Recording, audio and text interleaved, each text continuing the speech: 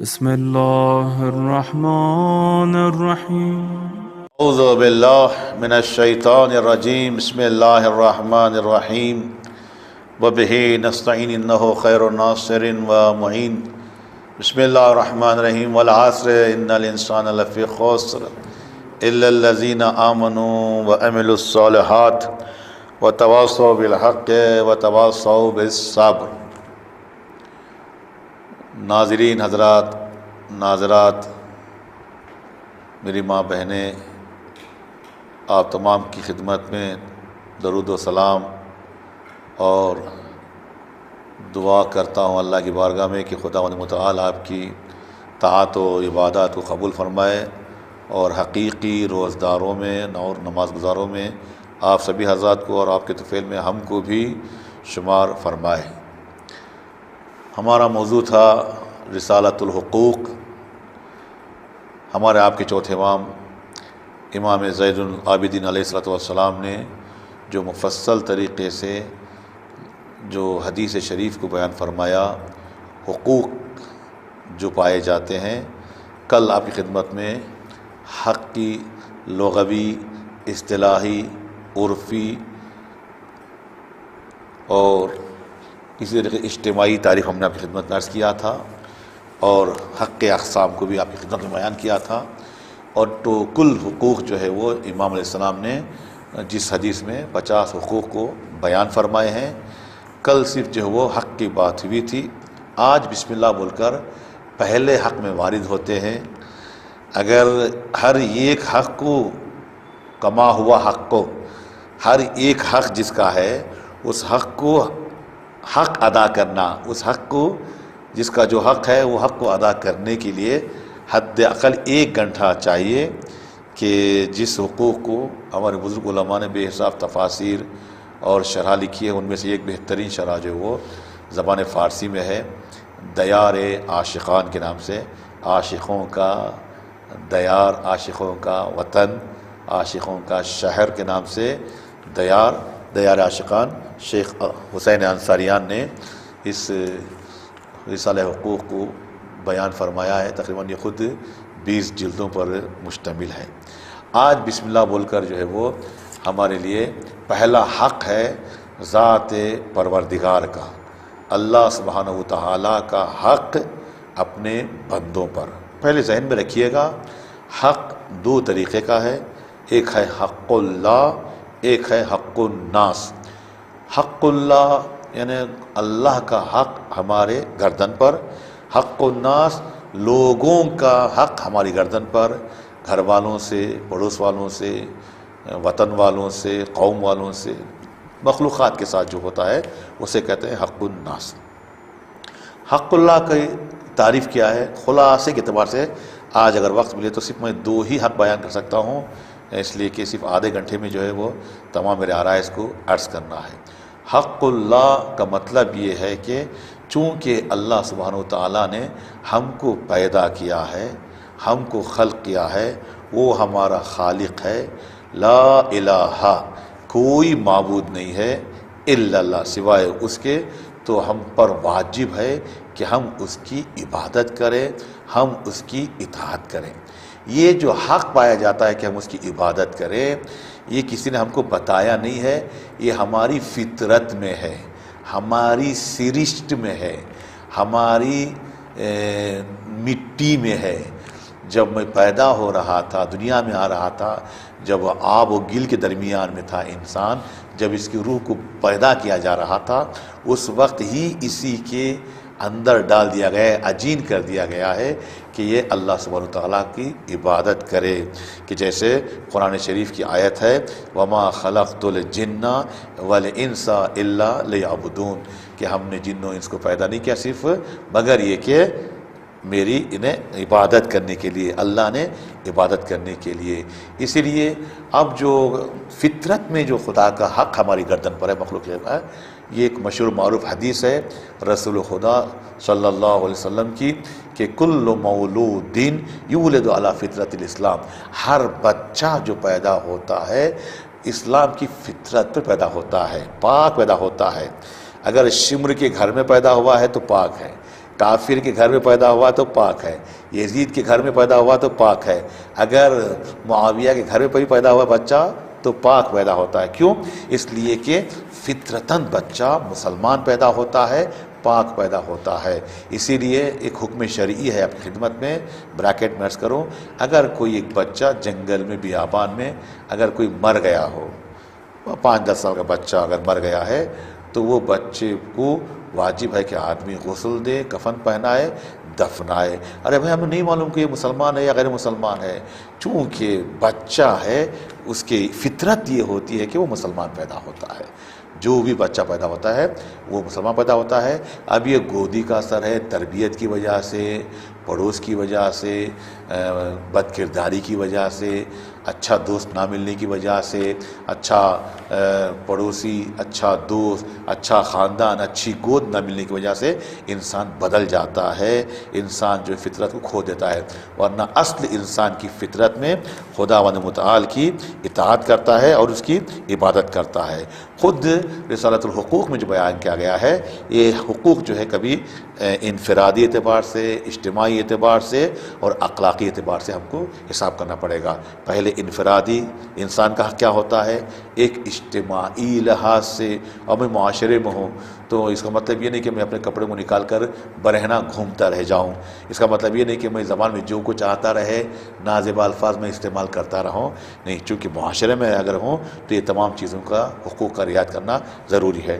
اور یہ ہوتا ہے اخلاقی فریضہ، اخلاقی حقوق کو بھی، تو یہ تینوں کو مد نظر رکھتے ہوئے حق ادا کرنا ہوتا ہے۔ اللہ سبحانہ و تعالیٰ کا حق ہوتا ہے ہماری گردن پر۔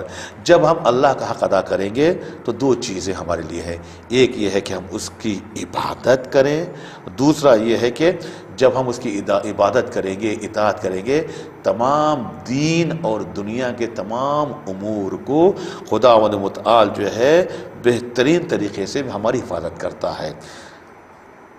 حدیث قدسی کا جملہ ہے نا، عبدی اطعنی واجعلک مثلی، کہ عبدی اطعنی واکن لک، اے میرے بندے تو میری اطاعت کر، میں تجھے مجھ جیسا بنا دوں گا، اے میرے بندے تو میری اطاعت کر، میں تیرا ہو جاؤں گا۔ مشہور جو فارسی شعر جو کہا گیا ہے کہ تو من شدی من تو شدم، تو تن شدی من جان شدم، تا کس نگوید بعد از این تو دیگری من دیگرم۔ یہی مسئلہ ہے کہ جو انسان اللہ کی اطاعت کرے گا، عبادت کرے گا، اللہ سبحانہ و تعالیٰ اس کی دنیا اور آخرت کے امور کی حفاظت کرے گا۔ جو خدا کی اطاعت کرے، اب خدا اس کو اپنا بنا لیتا ہے۔ جب اپنا بنا لیتا ہے تو کربلا کا شہید بھی آواز دیتا ہے، سرکار سید الشہداء، الہی من وجدک ماذا فقدا ومن فقدک ماذا وجدا، جس نے تجھے پایا اس نے کیا کھویا، جس نے تجھے کھو دیا اس نے کیا پایا۔ سرکار سید الشہداء شب عاشور بھی جو ہے حق عبادت ادا کرتے ہیں، ایک رات کی جو مہلت لیتے ہیں اللہ سبحانہ وتعالیٰ کی اطاعت کے لیے، عبادت کے لیے۔ انی احب الصلاۃ، انی احب تلاوت القرآن، میں عاشق تلاوت قرآن ہوں، میں عاشق نماز ہوں، میں عبادت کا عاشق ہوں۔ تو جب انسان اللہ سبحانہ وتعالیٰ کی عبادت کرتا ہے تو خدا اس کے دین اور دنیا کے امور کی حفاظت کرتا ہے۔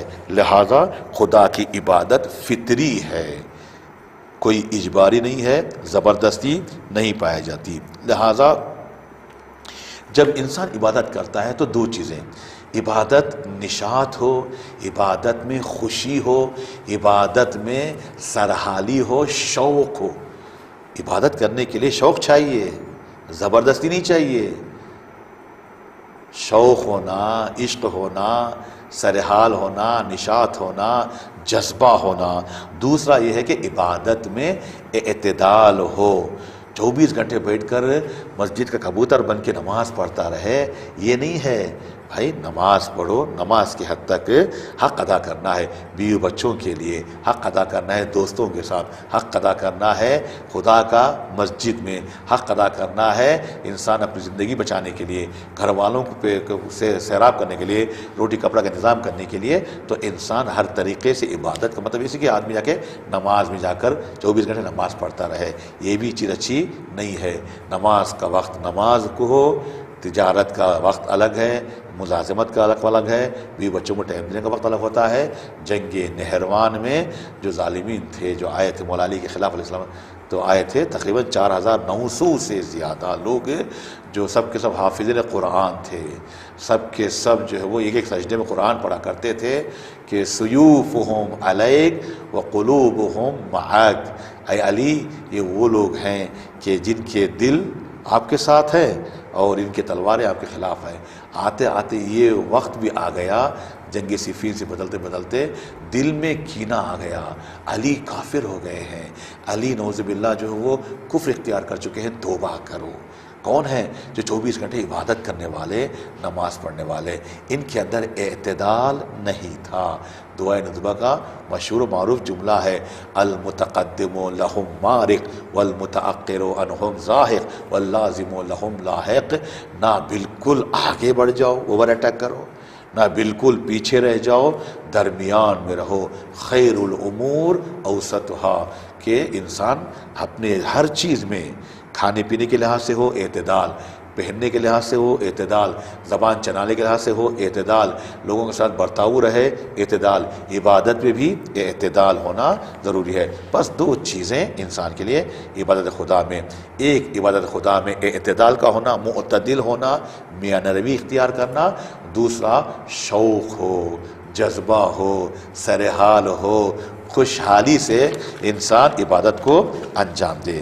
یہ رہا حقوق پروردگار، اور بھی بہت زیادہ ہے، چونکہ اس نے جب ہم کو زمین و آسمان پیدا کیا ہے، ہمیں پیدا کیا ہے، تو ماحصل خلاصہ یہ ہے کہ ہم اس کی اطاعت کریں، ہم اس کی عبادت کریں۔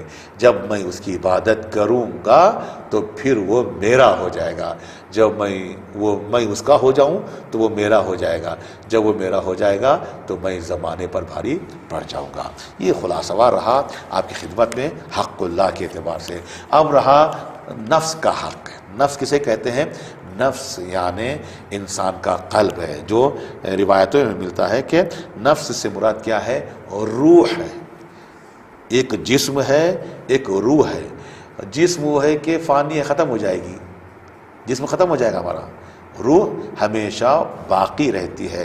لہٰذا نفس کے حق کو ادا کرنا، انسان ہمیشہ اپنے نفس کو خدا کی راہ میں مصرف کرے۔ جب اللہ نے ہمیں نفس عطا کیا ہے، یہ میری روح جو ہے، قل الروح من امر ربک، یہ روح کیا ہے؟ امر پروردگار ہے۔ تو یہ روح کو میں ہمیشہ اللہ کی عبادت میں مصروف رکھوں، ہر وہ کام کروں جو خدا کی طرف مجھے لے جاتا ہو، خدا کی یاد دلاتا ہو۔ جیسے قرآن مجید میں ہے کہ بل الانسان بصیرۃ علی نفسہ، ہر انسان اپنی نفس کی حالت خود بہتر جانتا ہے کہ میں کتنے پانی میں ہوں۔ لہٰذا اپنے نفس کے حق کو ادا کرے، جس کو مولا امیر المومنین علیہ السلام نے دعائے کمیل میں ارشاد فرمایا، ظلمت نفسی، کہ میں نے اپنے نفس پر ظلم کیا ہے۔ تو انسان نفس کا حق ادا کرے، نفس یعنی روح کا حق ادا کرے۔ کیا حق ادا کرنا ہے؟ ہر وہ کام جس سے میں خدا تک پہنچ جاؤں، ہر وہ چیز جو مجھے خدا تک لے جاتی ہو، یہ ہے نفس کا حق ادا کرنا۔ خود نفس جو ہے قرآن کی نگاہ میں، نفس قرآن کی نگاہ میں کیا ہے؟ نفس خود قرآن کی نگاہ میں 3 قسموں میں تقسیم ہوتا ہے۔ نفس یعنی روح، نفس یعنی ذات، نفس یعنی قلب۔ باقاعدہ آیات ہیں، وقت نہیں ہے آپ کی خدمت میں کہ آیات شریفہ کی تلاوت کر کے جو ہے وہ تھوڑا پھر لمبا کلام جو طولہ نہیں ہو جائے گا۔ تو خود قرآن کی نگاہ میں نفس کی 3 قسمیں ہیں، کہ قلب کہتے ہیں، ذات کہتے ہیں، اور روح کہتے ہیں۔ اور خود یہ نفس کے جو اقسام ہیں، نفس کے اقسام اجتماعی لحاظ سے نفس نباتی، نفس حیوانی، نفس انسانی۔ نفس نباتی کا مطلب کیا ہے؟ جس کے اندر رشد ہے، نمو ہے، شعور نہیں ہے، فکر نہیں ہے۔ جیسے درخت ہے، کل آپ نے بیج کو بویا، آج موڑ نکلا ہے، پودا بنے گا، اور 4 دن کے بعد جا کے وہ درخت بن جائے گا، ہے نا؟ یہ کیا ہے؟ یہ نفس نباتی۔ نفس نباتی یعنی جس کے اندر رشد پایا جاتا ہے، نمو پایا جاتا ہے، بڑھتا ہے، کھلتا ہے، پھلتا ہے، پھولتا ہے۔ کل کلی تھی، آج پھول ہے، پرسوں پھل بنے گا اور نرسوں جا کر میوہ بن کر جو ہے وہ کھانے کے قابل بن جائے گا۔ اسے کہتے ہیں نفس نباتی، جس کے اندر صرف رشد اور نمو پایا جاتا ہے، اسے نفس نباتی کہتے ہیں۔ ایک ہے نفس حیوانی۔ نفس حیوانی کیا ہے؟ نفس حیوانی جس کے اندر رشد بھی ہے، نمو بھی ہے، اور حواس خمسہ بھی پائے جاتے ہیں۔ جانور کے اندر حواس نفسہ ہے، حواس خمسہ۔ جانور دیکھتا ہے، چلاتا ہے، سنتا ہے اور سونگھتا ہے، مس کر کے دیکھتا ہے، اسے کہتے ہیں حواس خمسہ۔ چکنا یعنی لمس کرنا ہاتھوں سے، زبان سے چکنا، آنکھوں سے دیکھنا، ناک سے سونگھنا، کان سے سننا، اسے کہتے ہیں حواس خمسہ، حواس پنجگانے۔ یہ خود جانور کے اندر پائے جاتے ہیں۔ جانور کیا ہے؟ جانور رشد بھی کرتا ہے، نمو بھی کرتا ہے، پھلتا ہے، پھولتا ہے، بڑھتا ہے، چلتا ہے، پھرتا ہے، کھاتا ہے، سوتا ہے، سونگھتا بھی ہے، آواز کو سنتا بھی ہے، دیکھتا بھی ہے، چلاتا بھی ہے، چھو کر دیکھتا بھی ہے۔ یہ چیزیں جو نفس حیوانی کہتے ہیں۔ ایک اور مرحلہ جو ہوتا ہے اسے کہتے ہیں نفس، جو حقوق جو پائے جاتے ہیں حق کے اعتبار سے، نفس انسانی۔ نفس انسانی کیا ہے؟ نفس انسانی میں رشد ہے، نمو ہے، حواس خمسہ بھی ہے، اس کے علاوہ جو ہے قوہ عقلیہ، قوہ مدرکہ، عقل پائی جاتی ہے، شعور پایا جاتا ہے، سوچنے کی صلاحیت ہے، سوچ کر سمجھ کر بولنے کی صلاحیت پائی جاتی ہے۔ جانور میں صلاحیت نہیں پائی جاتی۔ جانور نے دیکھا نا، آپ کسی کھیت میں چلا گیا، آپ دیکھا کہ بہترین سبزی ہے، بہترین گھاس ہے، سر کو جھکا کر چلنا شروع کر دیا، ارے یہ چل رہا ہے، یہ تو کسی اور کا ہے۔ اب جانور کو کیا معلوم یہ میرے مالک کا ہے، یہ کسی اور کا ہے، یہ غصبی ہے یا حلال ہے یا اپنا ہے غیر کا ہے، سر جھکا کے چرنے سے مطلب ہوتا ہے جانور کے لیے۔ لیکن انسان کیا ہے؟ انسان کے لیے اللہ سبحانہ وتعالیٰ نے یہ فرق رکھا ہے۔ تو جانور کی طرح سے ہے، کھاتا ہے، پیتا ہے، چلتا ہے، پھرتا ہے، دیکھتا ہے، سونگھتا ہے، سنتا ہے، سب کچھ ہے، لیکن یہ جو فرق پایا جاتا ہے جانور اور انسان میں، وہ قوہ عقلیہ، قوہ فکر ہے، درک کرنا، سوچنا، عقل ہے۔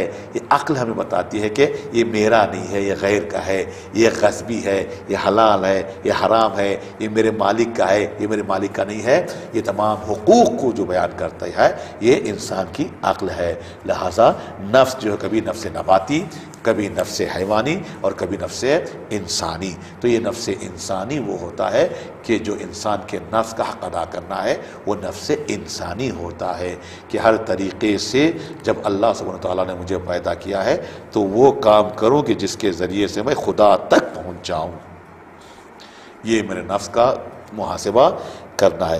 کچھ لوگ ایسے ہوتے ہیں اپنے نفس کو اتنا گرا دیتے ہیں، قرآن شریف کہتا ہے کہ اولئک کالانعام بل ہم اضل، کہ یہ لوگ جانور کی طرح سے ہیں، کھاتے پیتے ہیں، چلتی پھرتی لاش ہے، بل ہم اضل، بلکہ جانور سے بھی بدتر ہیں۔ دیکھا نا آپ نے، میں نے درمیان میں کیا عرض کیا؟ اعتدال ہونا چاہیے۔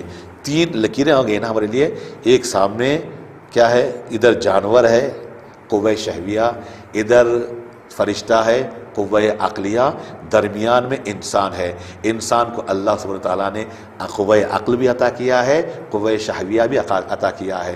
صرف میں شہوات کو پکڑ لوں، لے لوں تو جانوروں سے مل جاؤں گا، صرف میں عقل کو لے لوں تو پھر مجرد کہلاؤں گا، نہیں نہیں، ہر دو کو بیلنس میں رکھنا ہے۔ جب دونوں کو بیلنس میں رکھے گا انسان، یہ جسم ہے جنبہ حیوانی ہے، روح ہے جنبہ روحانی، جو ہے وہ جنبہ فرشتگانی ہے۔ جب یہ دونوں ملیں گے تو انسان کیا ہے؟ ملائکہ سے آگے نکل جاتا ہے۔ تب جا کر اللہ سبحانہ وتعالیٰ کہتا ہے کہ کیا ہے؟ کہ تبارک اللہ احسن الخالقین، خدا خود مبارکبادی دیتا ہے، ماشاءاللہ ماشاءاللہ، میں نے کتنی اچھی مخلوق کو میں نے پیدا کیا ہے، کہ احسن الخالقین، تبارک اللہ احسن الخالقین۔ اگر انسان اپنے قوا کو کنٹرول میں رکھ کر بیلنس میں رکھے تو وہ فرشتوں سے آگے نکل جائے، اگر انسان اس کے تابع ہو جائے تو جانور نہیں، جانور سے پست ہو جائے۔ لہٰذا اپنے نفس کا حق انسان کو چاہیے کہ ادا کرے، بل الانسان بصیرۃ علی نفسہ۔ جب نفس انسانی کی بات آتی ہے تو نفس انسانی بھی 3 قسموں میں تقسیم ہوتا ہے۔ آپ لوگ اس کو درک کریں، لکھ کے رکھیں، لطف آئے گا۔ دیکھیے، ایک حق ادا کرنے کے لیے نفس کا، پہلے نفس کو سمجھنا ہے کہ نفس ہے کیا چیز۔ نفس اگر ہے تو جانوروں کا بھی نفس ہے، درختوں کا بھی نفس ہے، انسانوں کا بھی نفس ہے۔ اگر انسانوں کا ہے تو کیسا ہے، کیا ہے؟ یہ تمام چیزیں حق کو ادا کرنا پڑتا ہے حقوق کے اعتبار سے۔ تو جب ہم کہیں گے کہ نفس انسانی، نفس انسانی بھی 3 قسموں میں تقسیم ہوتا ہے: نفس لوامہ، نفس امارہ، نفس مطمئنہ۔ نفس امارہ کیا ہے؟ امارہ سے مراد یعنی ہمیشہ آرڈر کرتا ہے، اکساتا ہے، بہکاتا ہے، غلط کاموں کی طرف خواہش دلاتا ہے، شیطانی وسوسہ ہوتا ہے، اکسانے کا کام، بہکانے کا کام، ہمیشہ غلط چیزوں کو اکسانا۔ ابھی کسی نے کچھ کہہ دیا ہے، فوراً ڈانٹ دینا، کسی کے پر برس پڑنا، کسی پر ہاتھ چلا دینا، کسی کو مار دینا، کسی کا حق چھین لینا، یہ کیا ہے؟ یہ نفس امارہ ہے، ہمیشہ غلط کاموں کی طرف اسے رغبت دلاتا ہے، غلط چیزوں کی طرف اسے اکساتا ہے، بہکاتا ہے۔ دوسری چیز جو ہوتی ہے وہ نفس لوامہ۔ نفس لوامہ کا ملامت کرنا۔ آپ نے دیکھا نا، مثال کے طور پر گھر کے اندر کبھی کبھی بچے شرارت کرتے ہیں۔ جب کوئی بچہ شرارت کرتا ہے تو غصہ آ جاتا ہے، غصہ آ کے فوراً آپ نے ڈانٹ دیا یا ایک تھپڑ لگا دیا بچے کو، غصے کے مارے تھپڑ لگا دیا۔ 5 منٹ کے بعد جیسے ہی غصہ تھما نا، ٹھنڈے پڑ گئے، تو آپ جو خود بخود ملامت کر رہے ہیں، اندر سے آدمی اپنے کو سرزنش کر رہا ہے، اے کاش میں نہیں مارتا، اے کاش بچے کو میں نہیں مارنا چاہیے تھا، یہ نہیں مارنا تھا، جو ہے نا، یہ کیا ہے؟ اندر سے یہ نفس لوامہ میری ملامت کرتا ہے۔ جو سورہ قیامت میں جو 40 آیات ذکر کیے گئے ہیں، اس کے اندر پایا جاتا ہے کہ نفس لا اقسم بنفس اللوامہ، کہ خود خدا متعال جو ہے وہ نفس لوامہ کی جو قسم کھاتا ہے۔ یہاں پر نفس لوامہ مراد کیا ہے؟ یہ خود یہ کورٹ ہے، ججمنٹ پایا جاتا ہے، قضاوت کی جگہ ہے، دادگاہ ہے جو انسان کے اندر، اسے کہتے ہیں قیامت صغریٰ۔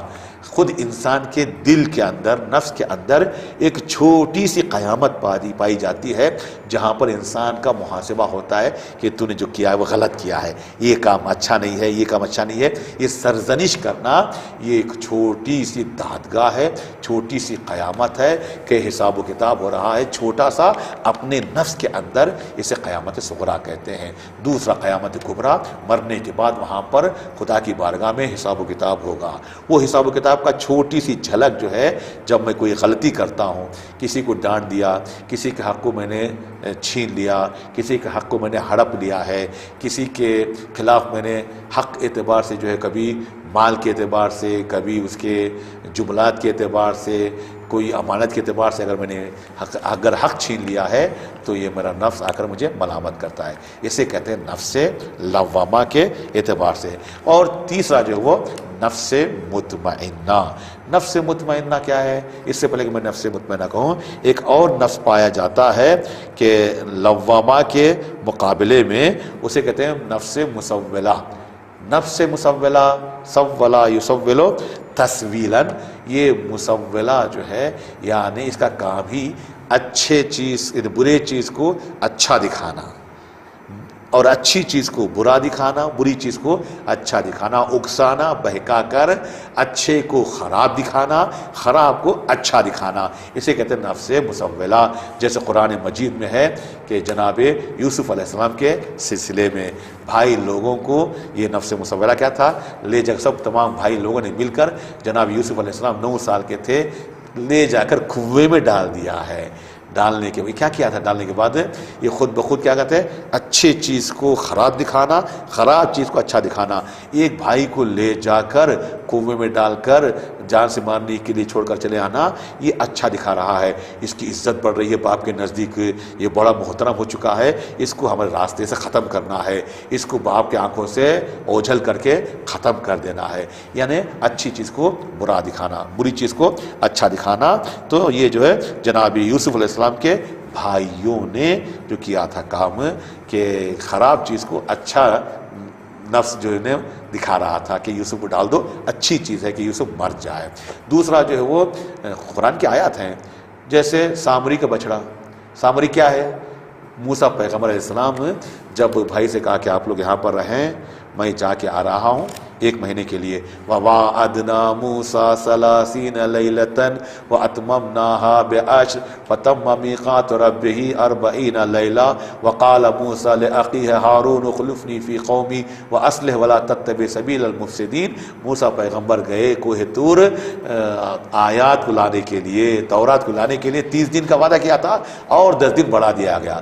جب واپس پلٹ کر آئے تو کیا دیکھا کہ پوری قوم جو ہے سامری کے بچڑے کی پوجا کرنے لگی۔ سامری کے جو گائے کا بچہ تھا اس کی پوجا کرنے لگے۔ آنے کے بعد جناب موسیٰ علیہ السلام نے اسے ڈانٹا، ایک تو نے کیا کیا ہے؟ کہا کہ بس ایسی، مطلب کیا ہے؟